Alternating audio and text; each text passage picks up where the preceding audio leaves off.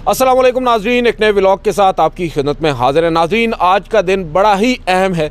8 फरवरी 2024 आज इंतखाबात का दिन था और हमने देखा कि वोटर्स टर्न आउट हैरान कुन था। मेरे साथ मौजूद हैं कामरान खान साहब और इनके साथ अवैस साहब। हम इनसे बात करेंगे। आज हम तीनों ही मुख्तलिफ हलकों में घूमते फिरते रहे। अगर हम बात करें इस्लामाबाद और रावलपिंडी की, और हमने देखा कि वोटर्स टर्न आउट शुरू में जब आगाज़ हुआ पोलिंग का 8 बजे, उस वक्त क्या था और उसके बाद अचानक से एक तब्दीली आई।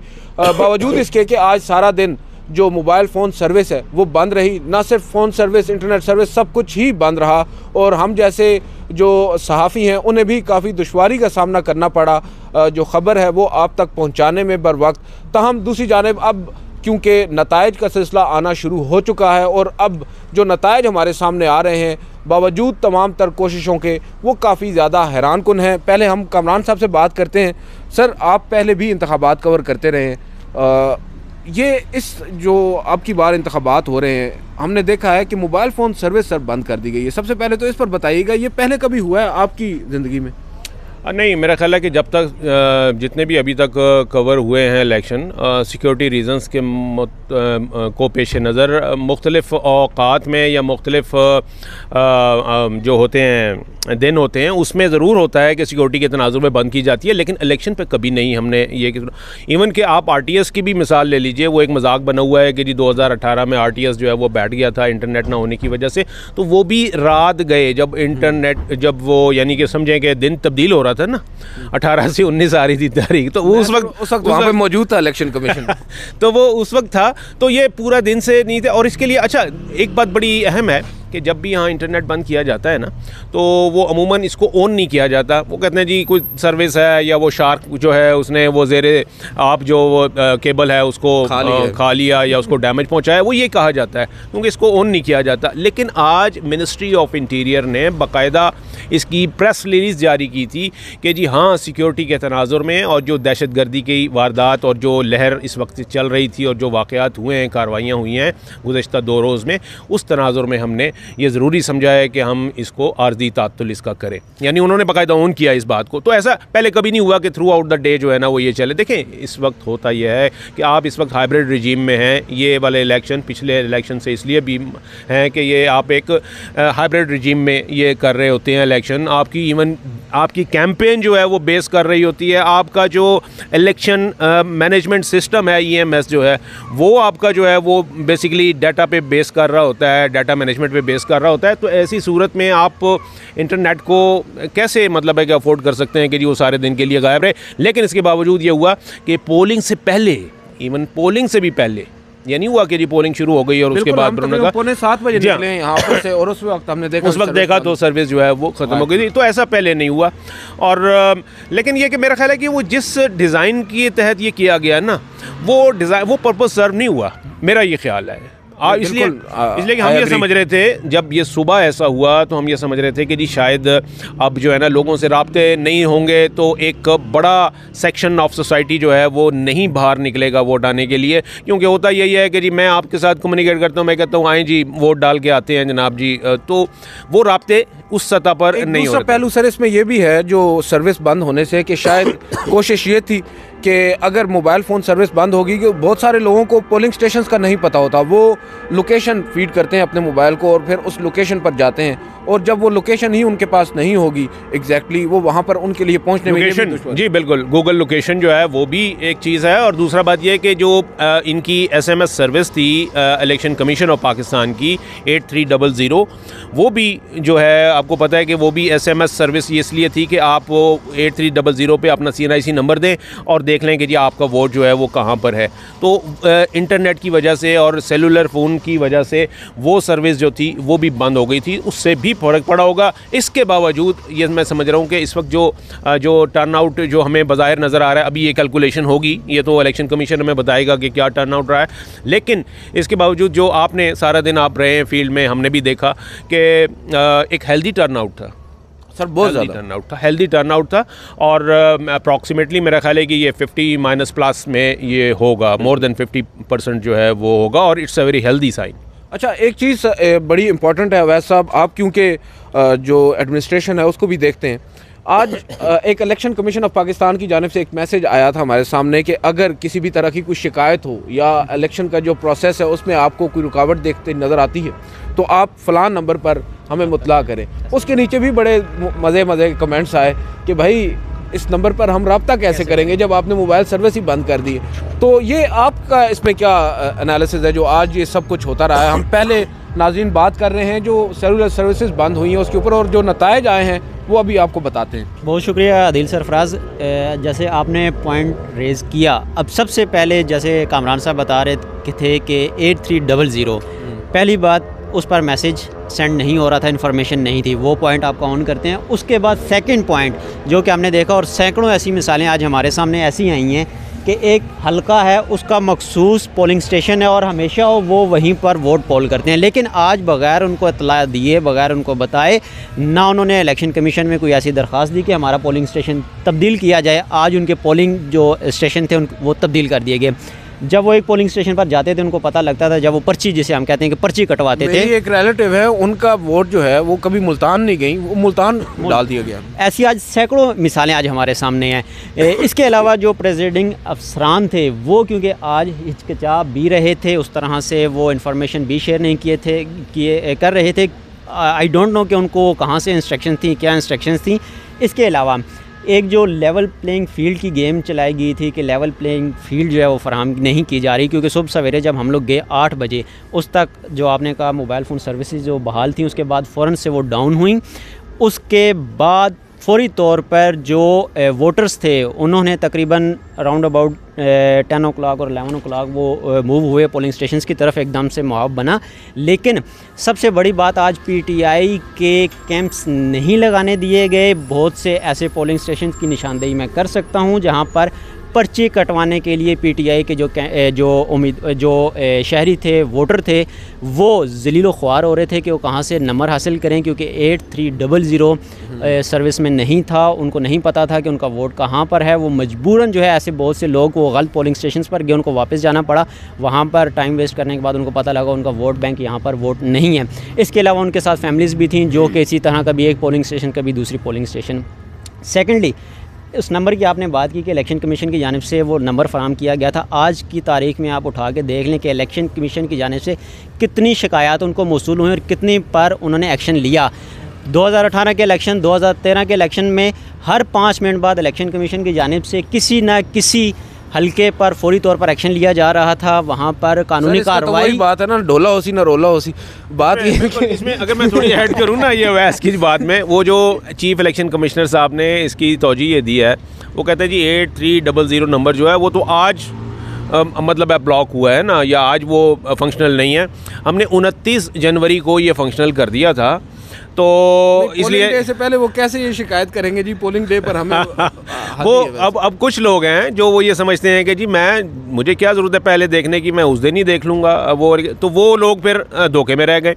दूसरी बात ये है कि ये जब इंटरनेट से मुतालिक और मोबाइल सर्विस से मुतालिक ये बात जब चीफ़ इलेक्शन कमिश्नर साहब के नोटिस में लाई गई, तो उन साफ़ियों में से किसी एक ने सवाल किया कि जी क्या आप इंटीरियर मिनिस्ट्री को ये कहेंगे कि ये रिवाइव करे या रेस्टोर करे। उन्होंने कहा जी मैं अगर कहूँगा और वो उसके बाद अगर कोई तकरीबी कार्रवाई हो गई, कोई दहशतगर्दी हो गई, तो उसका कौन जिम्मेदार होगा। बड़ी तो देखें बड़ा उन्होंने वैलिड एक पॉइंट जो है ना वो एक्सक्यूज़ दिया। तो ये एक चीज़ थी जो कि सामने आई और ऑन द रिकॉर्ड उन्होंने ये बात की। तो इसका मतलब ये था, देखिए मैं ये कह रहा हूँ कि जब इंटीरियर मिनिस्ट्री ने खुद ओन कर लिया, उन्होंने कहा हाँ जनाब ये ज़रूरी है कि चूँकि दहशतगर्दी की कार्रवाइयाँ हो रही हैं, इसलिए उससे निपटने के लिए ज़रूरी है कि इंटरनेट सर्विस हमने बंद रखनी है। That's all. अच्छा नाज़रीन, अब आते हैं असल जो हमारा मुद्दा है आज का, जो इंतखाबी नताइज आना शुरू हुए हैं।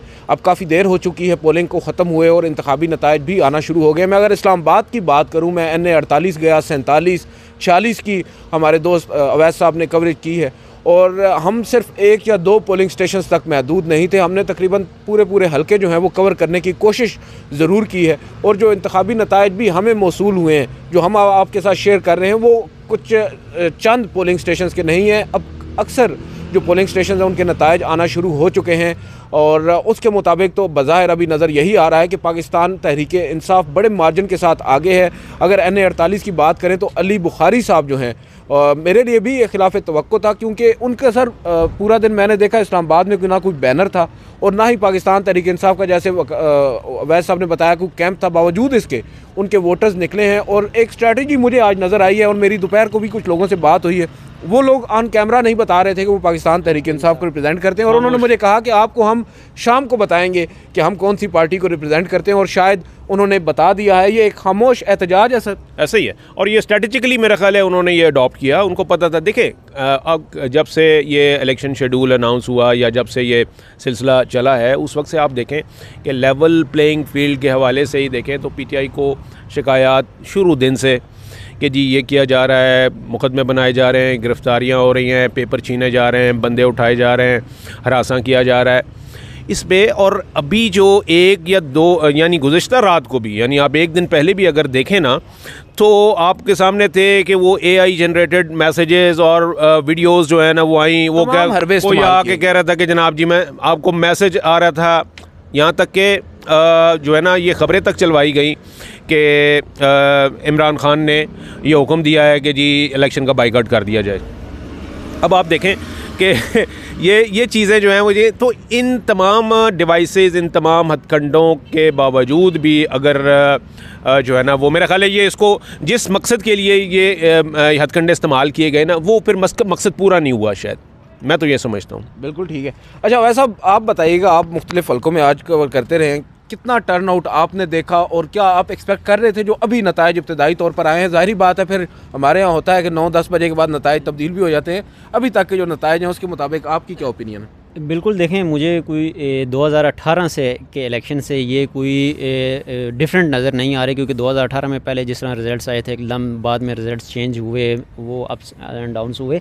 लेकिन अब क्योंकि आज हिकमत अमली जो है पाकिस्तान तहरीक-ए-इंसाफ की, जिस पर कामरान साहब भी बात कर रहे थे, मेरा ख्याल है वो सबसे अच्छी हिकमत अमली ये थी जहाँ पर हमने ख़ुद ऑब्ज़र्व किया कि कुछ मखसूस जगहों पर जहाँ पर कुछ दूसरी सियासी जमातों के कैंप थे, जैसे कि 1-2 जगह पर हमने देखा, E11 में हमने देखा, उसके अलावा मेहराबादी G12 में हमने देखा, जहाँ पर PTI का कैंप 2 थे, लेकिन वहाँ पर कोई भी शख्स पर्ची कटवाने के लिए नहीं आ रहा था। सारा का सारा रश जो था वो पाकिस्तान मुस्लिम लीग नून के जो कैंप थे उन पे था, वहाँ से खामोशी से वो पर्ची कटवाते थे ताकि अगर उनको कहीं डिट्रैक्ट किया जा रहा है, उनको रास्ते में रोका जा रहा है या वोट कास्ट करने नहीं दिया जाएगा या उसकी निशानदेही की जाएगी तो उसको इस चीज़ से रोका जा सके। वहाँ से उन्होंने पर्ची बनाई, वो आज़ादाना तौर पर पोलिंग स्टेशन के अंदर गए, अंदर जाकर वोट ठप्पा किस पर लगाया वो अल्लाह जानता है और उनका वो जानते हैं। यही हुआ, बिल्कुल सही बात, ऐसे ही है। वो हुआ यही कि जब उन्होंने देखा कि हर तरफ से हमें कॉर्नर किया जा रहा है और वी आर बीइंग मॉनिटर्ड और वी आर बीइंग वॉच्ड, तो रडार पर हैं हम, तो फिर उन्होंने कहा जी रिस्क लेने की ज़रूरत नहीं है। असल मामला यह है कि जी वहाँ बैलेट पेपर के ऊपर तो कोई नहीं देखेगा ना आपको कि जी वहाँ किसने लगा। उन्होंने कहा कि जी बस आप बदल कर फ़कीरों का हम भेस गालिब, वो उन्होंने भेस बदला है और वो उसी आराम से आके जो है ना। चलें sir, finally your wild guess about the results, क्या समझ रहे हैं कौन सी पार्टी आगे होगी? एक सबसे बड़ी देखें, मैं देखें पार्टी वो तो एग्जिस्ट नहीं करती ना, पाकिस्तान तहरीक-ए-इंसाफ तो कागज़ों में तो एग्जिस्ट नहीं करती, इलेक्शन कमीशन तो नहीं मानता। तो जनाब सुबह जब आप देखेंगे तो आज़ाद उम्मीदवारों की जो तादाद होगी जीतने वालों की, वो मेरा ख्याल है अब तक जितने भी इलेक्शंस हुए जनरल इलेक्शंस उनमें हर दौर में जीते हैं आज़ाद उम्मीदवार, लेकिन जितनी ज़्यादा तादाद में इस बार जीतेंगे वो एक रिकॉर्ड होगा नंबर 1। और फिर उसी बुनियाद पर जब देखें, जब एक पार्लियामेंट में जितने ज़्यादा आज़ाद उम्मीदवार होते हैं तो जब हुकूमत साजी का मरहला आता है तो वो सबसे ज़्यादा रिस्की फैक्टर इसलिए होते हैं कि उनकी वजह से फिर हॉर्स ट्रेडिंग होती है, उनकी वजह से फिर फ्लोर क्रॉसिंग होती है और फिर मछली मंडी बनती है और ख़रीदो फरोख्त होती है।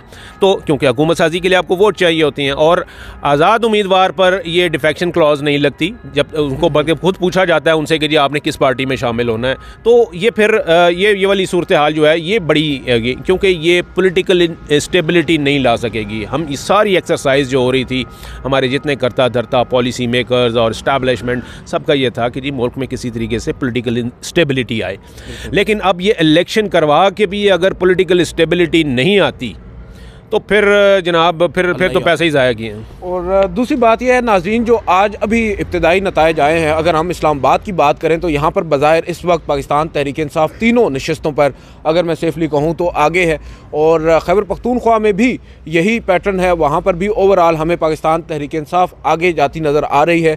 और ये इब्तदाई नताइज आपको हम बता रहे हैं जो गैर हतमी हैं, गैर सरकारी हैं। और दूसरी जानिब अगर पंजाब की बात करें तो वहाँ पर मुस्लिम लीग नवाज़ और जो आज़ाद उम्मीदवारान हैं उनके दरमियान मुकाबला है। एक सीट बिलावल भुट्टो जरदारी साहब के बारे में कहा जा रहा है कि वो अता तारड़ साहब के मुकाबले में शायद वो सरप्राइज़ वहाँ पर दे दें। अभी वो आगे जा रहे हैं जो अभी तक के आंकड़े हैं। सिंध में जो नज़र आ रहा है कि वो पाकिस्तान पीपल्स पार्टी ही आगे है, लेकिन वहाँ पर भी कुछ आज़ाद उम्मीदवार जो हैं वो उनको टफ़ टाइम दे रहे हैं। बहरहाल ओवरऑल हम देखें तो अभी हाल ही में हबीब अकरम साहब ने एक बड़ा मज़े का सर्वे किया था सर, मुझे तो नताइज उससे मिलते जुलते ही नज़र आ रहे हैं जो आज के इंतखाबी नताइज जो अभी तक के आए हैं हमारे सामने। हो सकता है कुछ थोड़ी देर के बाद जब मजीद रिजल्ट आएँ तब प्लस माइनस की गुंजाइश ज़ाहिर रहती है, 100% तो कोई भी प्रेडिक्ट नहीं कर सकता, लेकिन बात यह है कि ओवरऑल ट्रेंड जो है वो सामने आ गया है मेरा ख्याल है। और वो ओवरऑल ट्रेंड जो है वो यही शो करता है कि जिसको दबाना चाह रहे थे वो नहीं दब सका, जिसको लाना चाह रहे थे वो उस तरीके से आज़ादी के साथ नहीं आ सका। अब यह है कि जी मज़ीद हरबे इस्तेमाल करने होंगे तो तब कहीं जाके बात बनेगी। बिल्कुल गल जड़ी हो गई सी ना वो होते गई सी, लेकिन अभी उसके ऊपर मज़ीद काम करने की ज़रूरत है। बिल्कुल, बहुत बहुत शुक्रिया कामरान साहब, अवैस साहब। नाज़रीन आपने सुना जो एनालिसिस है, और अब देखते हैं, इंतज़ार करते हैं, और पहरा देने की भी ज़रूरत है उन वोटर्स को जिन्होंने आज अपना जो कीमती हक़ रहदही है वो इस्तेमाल किया है। सुबह तक उनके हक़ में नताइज आते हैं जो भी आते हैं, बहरहाल सुबह तक तस्वीर बिल्कुल वाज़ेह हो जाएगी। और टिल देन हमें इजाज़त दीजिए, अल्लाह हाफ़िज़।